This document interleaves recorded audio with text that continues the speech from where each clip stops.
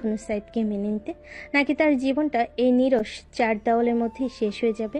ভার্সিটিতে ফেরার স্বপ্নটাও যেন দূরে দূরে সরে যেতে লাগলো।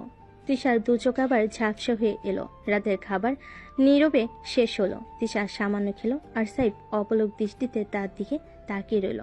তাদের মধ্যে কোনো কথা হলো না। খাবার শেষে তিশা নিজে ট্রে গুছিয়ে রাখতে যাচ্ছিল, কিন্তু সাইফ তাড়াতাড়ি তার হাত থেকে ট্রেটা নিয়ে পড়ল।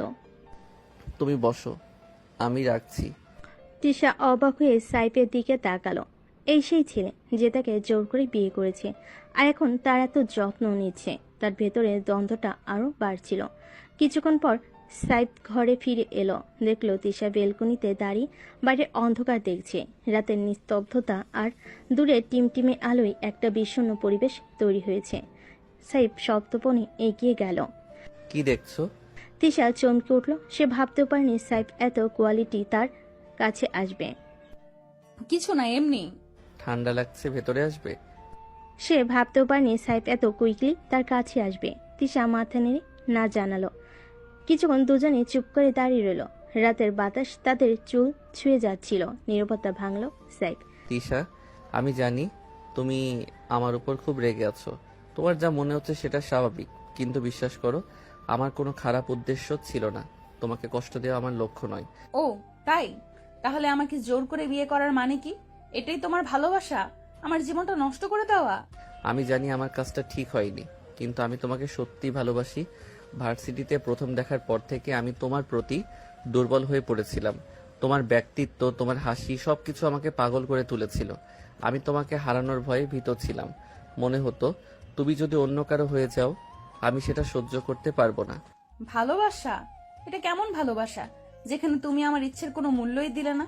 তুমি কি একবারও ভেবে দেখেছো আমি কি চাই? আমারও তো একটা স্বপ্ন ছিল, একটা ভবিষ্যৎ ছিল। তুমি সব কেড়ে নিলে। আমি জানি, আমি সব বুঝতে পারছি, আমার ভুল হয়েছে। কিন্তু আমি তোমাকে কথা দিচ্ছি, আমি তোমাকে কখনো কোনো ব্যাপারে জোর করব না। তুমি যেভাবে চাও সেইভাবে তোমার জীবন চলবে। আমি শুধু তোমার পাশে থাকতে চাই। যদি তুমি কখনো আমাকে একটু সুযোগ দাও। তিশা তীক্ষ্ণ দৃষ্টিতে সাইফের দিকে তাকালো। তার চোখে অবিশ্বাস আর ঘৃণা মেশানো ছিল। কিসের সুযোগ তুমি চাইছো? আমার জীবনটা কেড়ে নেওয়ার পর আর কি সুযোগ বাকি আছে? তুমি কি মনে করো আমি সবকিছু ভুলে গিয়ে তোমার সাথে সুখে সংসার করব? এটা কখনো সম্ভব না। আমি জানি এটা সহজ নয়, কিন্তু আমি চেষ্টা করতে রাজি আছি।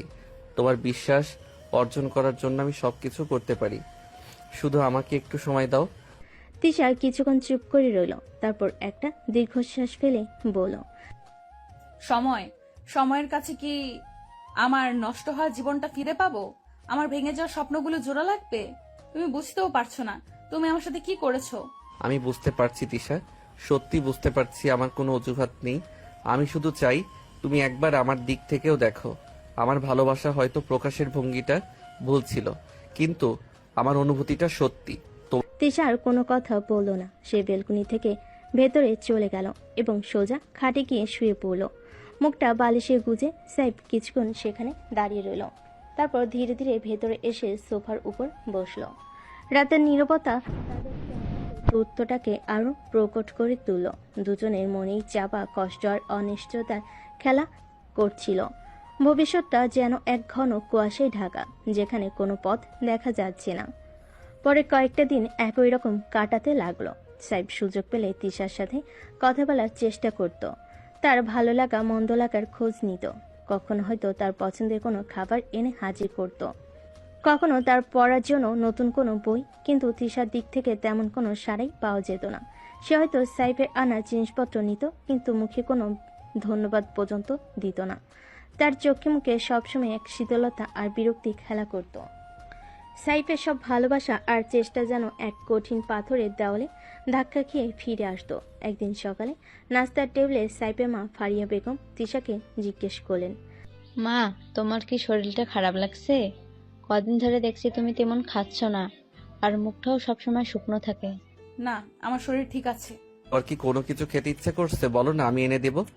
আমার কিছুই খেতে ইচ্ছে করছে না। ফারিয়া বেগম ছেলের মুখের দিকে তাকালেন। সাইফের চোখে স্পষ্ট হতাশার ছাপ। তিনি দীর্ঘশ্বাস চেপে অন্য প্রসঙ্গে গেলেন। আচ্ছা তিশা, তুমি কি গান শুনতে ভালোবাসো? সাইফের কাছে অনেক সুন্দর গানের কালেকশন আছে, চাইলে শুনতে পারো। না, আমার এখন কিছু ভালো লাগছে না। সাইফ চুপ করে রইল। তার মনে হচ্ছিল তিশার মন জয় করা সত্যি এক কঠিন কাজ। সে বুঝতে পারছিল না আর কতদিন এভাবে চলতে থাকবে। তার ভালোবাসা কি কখনোই তিশার হৃদয়ে একটু জায়গা করে নিতে পারবে না? বিকেলে সাইফ তিশার ঘরে একটি গোলাপের তোড়া নিয়ে ঢুকলো। লাল গোলাপগুলো যেন তার হৃদয়ের গভীর ভালোবাসার প্রতীক। তিশা তখন জানালার পাশে দাঁড়িয়ে আকাশ দেখছিল।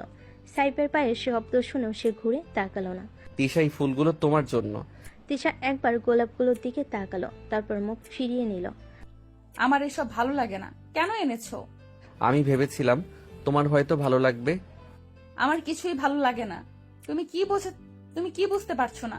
আমার জীবনটা তুমি বিষিয়ে দিয়েছো। এখন এই ফুল দিয়ে কি হবে? সাইফের হাত থেকে গোলাপের তোড়াটা পড়ে গেল। লাল পাপড়িগুলো মেঝেতে ছড়িয়ে রইল, যেন তার ভেঙে যাওয়া হৃদয় টুকরোগুলো। সে কিছুক্ষণ স্তব্ধ হয়ে দাঁড়িয়ে রইল, তারপর ধীরে ধীরে ঘর থেকে বেরিয়ে গেল। রাতে সাইফ যখন ঘরে ঢুকলো, দেখলো তিশা বিছানার এক কোণে গুটিসুটি হয়ে শুয়ে আছে। তার চোখ দিয়ে তখনও অশ্রু গড়াচ্ছে। সাইফের বুকটা ব্যথায় টনটন করে উঠল। সে এগিয়ে গিয়ে তিশার পাশে বসতে সাহস করলো না। তিশা, তুমি কি একটু কথা বলবে? তিশা কোনো উত্তর দিল না, শুধু তার কান্নার শব্দ আরো জোরালো হলো। প্লিজ একবার আমার দিকে তাকাও। আমি জানি আমি ভুল করেছি, কিন্তু আমি তোমাকে সত্যিই ভালোবাসি, বিশ্বাস করো। আমি তোমাকে সুখী করতে চাই। তিশা বালিশের মধ্যে মুখ ডুবিয়ে কাঁদতে লাগলো। তার শরীর থরথর করে কাঁপছিল। সাইফ অসহায়ভাবে তার দিকে তাকিয়ে রইল। তার মনে হচ্ছিল পৃথিবীর সবচেয়ে একা আর নিঃসঙ্গ মানুষ সে।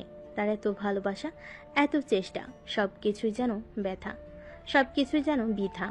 একসময় কাঁদতে কাঁদতে তিশা ঘুমিয়ে পড়ল। সাইফ চুপচাপ তার পাশে বসে রইল। অন্ধকারে তিশার ভেজা মুখটা দেখলো। তার হৃদয় আরো ভেঙে যাচ্ছিল।